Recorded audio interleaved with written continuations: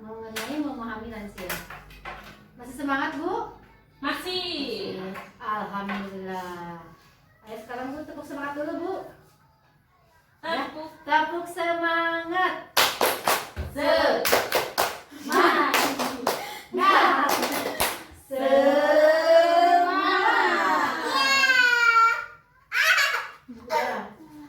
Nah, sekarang mengenai memahami lansia di sini ada 3 kondisi lansia yang harus dipahami oleh ibu-ibu semua. Satu yaitu permasalahan yang dihadapi oleh lansia, satu yaitu penurunan mengenai fisik atau biologis. Yang kedua yaitu permasalahannya yaitu dalam segi psikososial, yaitu antara hubungan diri dan hubungannya dengan orang lain. Jadi begitu ada di lingkungan masyarakat, ada perubahan-perubahan pada lansia. Yang ketiga yaitu kondisi dari segi spiritual atau rohani. Nah, di sini akan mempengaruhi sekali atas ketentraman dan kenyamanan si lansia. Nah, sekarang bagi 3 kelompok ya Bu ya. Ada sekali Ibu diskusikan mengenai 3 kondisi lansia yang dihadapi dari 3 segi ini, kemudian tuliskan, nanti akan dibahas di depan ya Bu ya, mengenai hasil diskusi ibu-ibu semua. Mangga Bu, mangga Ibu sarang Ibu Epi ya Bu ya. Ya, Ibu Dera dengan Ibu Ita sudah, Bu Popi dengan Bu Lina ya Bu ya. Nah, tuliskan soalnya, yaitu tuliskan, harus didiskusikan, yaitu sebutkan kondisi atau permasalahan-permasalahan yang dihadapi lansia. Kalau Bu Popi yaitu dari segi fisik. Kalau kelompok Bu Dera, kelompok 2 yaitu dari segi rohani. Nah, kalau Bu Malai kelompok 3 yaitu dari segi psikososial. Silakan Bu, hasil diskusinya Ibu cantumkan atau muat di kertas.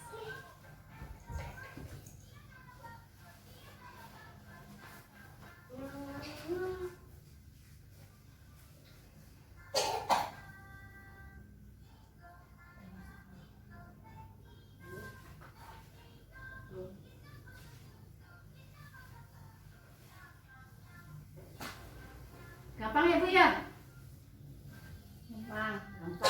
Pasti ya, apalagi kalau yang punya lansia di rumahnya ya.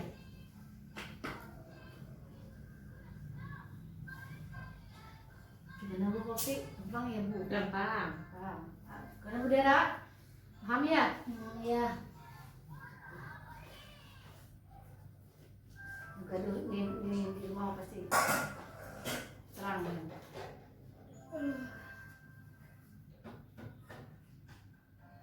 Ada yang kesulitan Bu? Tidak Bu.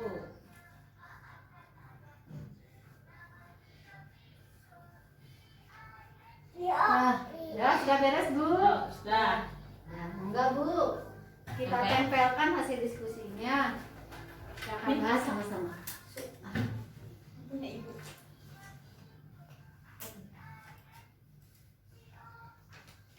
Ini dari segi rohani. Nih, fisik. Ini dari segi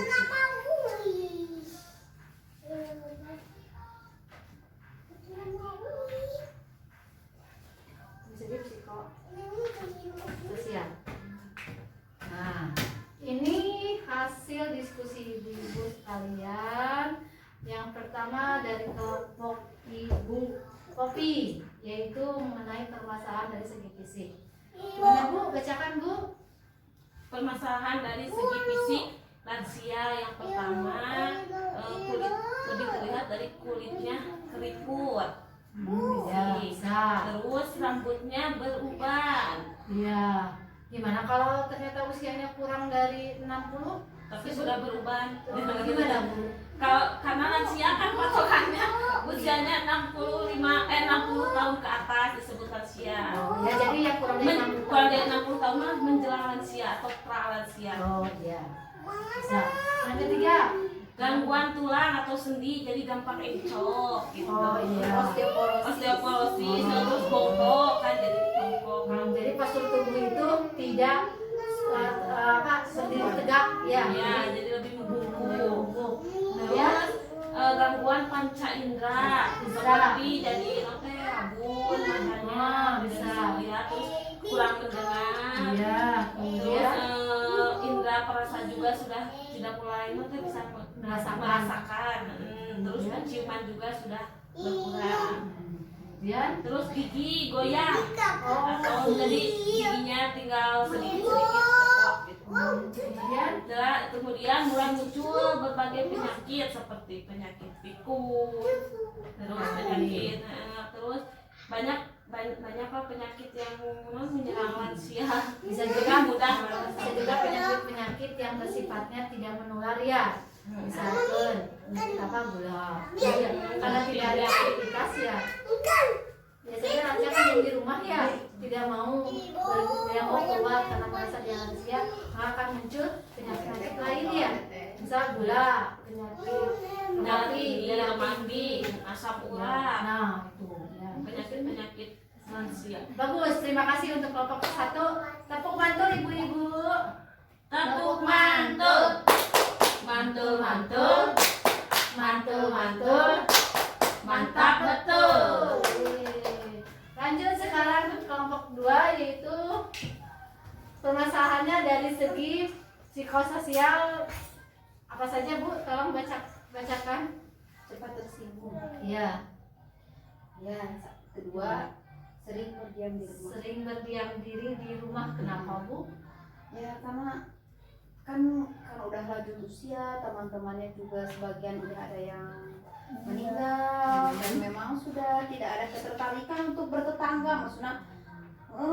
Maksudnya jalan-jalan kemana kemari teh lebih baik di rumah aja gitu daripada jalan-jalan.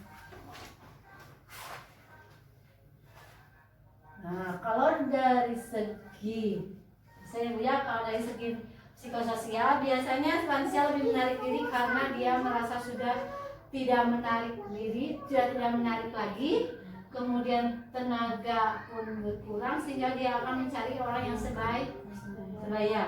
Kemudian sering tersinggung.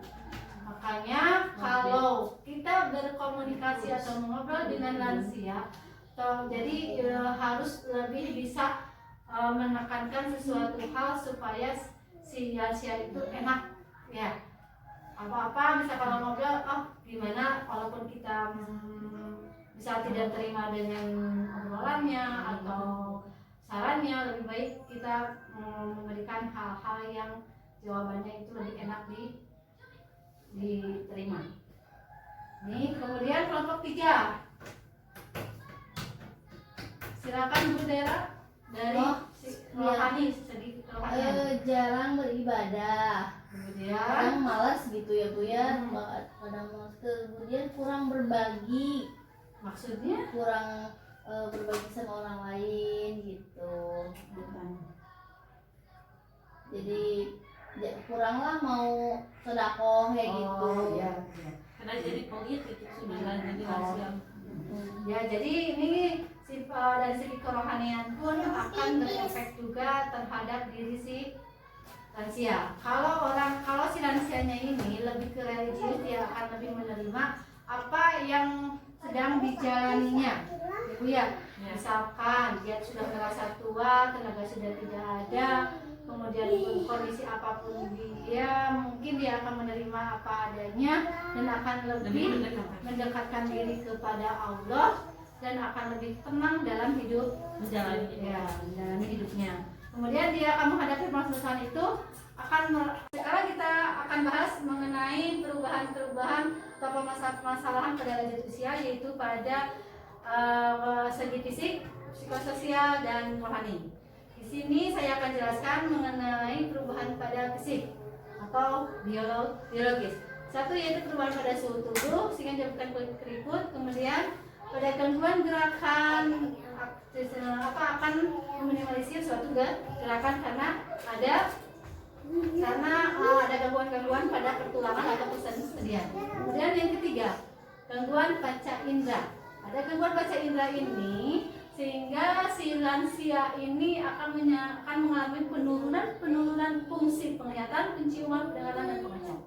Kemudian yang keempat, gangguan saluran kencing, sehingga yang lansia ini akan sering kencing beser ibunya.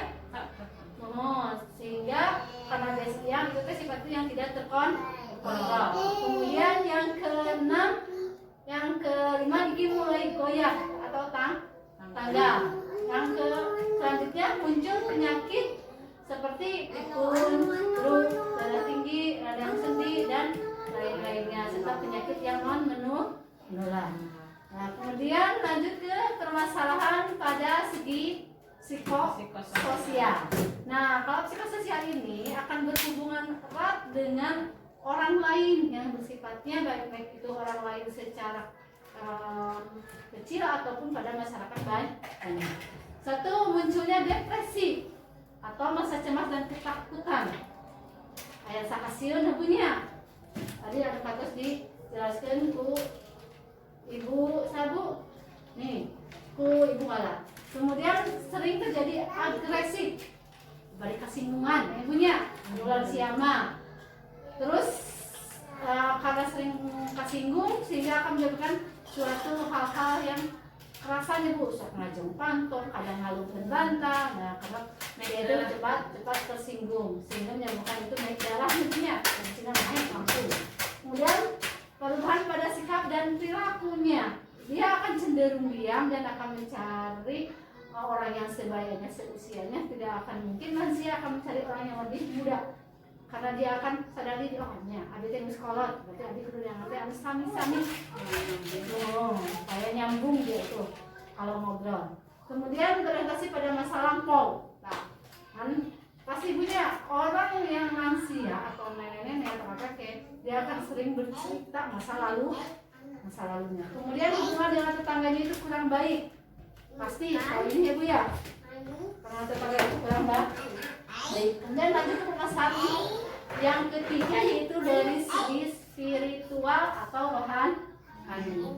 Lansia jarang beribadah, menjadi tidak sabar, kurang bersyukur, berpikirnya itu negatif. Maka lansia disarankan harus lebih banyak mendekatkan diri kepada Allah, sehingga segala hal-hal permasalahan yang lansia hadapi itu dia itu akan menerima, akan lebih bersabar, akan lebih ikhlas. Nah, kemudian yang kedua, tidak tabah dalam menerima kondisi penuaannya. Ini biasanya pada orang yang jarang beribadah. Kemudian kurang mau berbagi dengan orang lain. Oke, nyaliranya kami ayah mamun rawat di mangku nyalira disimpan kolong. Ini ya itu banyak seringnya. Kemudian yang keempat, selalu menunjukkan super powernya dan menganggap diri selalu benar, selalu memaksakan suatu kehendak. Asaan bener gitu. Makanya itulah permasalahan lansia. Jadi selalu sayaklah, akulah. Itu yang biasa lansia munculkan. Oleh bahasa agak boga pengalaman. Itu yang lansia sering kembangkan kepada anak atau cucunya. Enggak, silakan sekarang kesimpulannya apa yang telah dibahas di sini, permasalahan tadi sudah dikupas. Silakan disimpulkan mengenai bab lansia. Silakan Bu, kesimpulannya gimana Bu?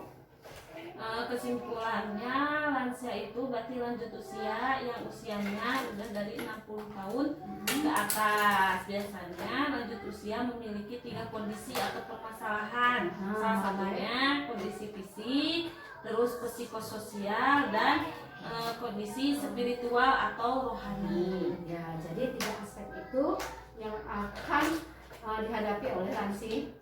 Paham ya Bu ya? Kesimpulannya itu ya memahami permasalahan-permasalahan dari tiga segi fisik, sosial, dan rohani. Sekian, ya Bu ya. Ya. Diskusi dari saya. Terima kasih. Assalamualaikum warahmatullahi wabarakatuh.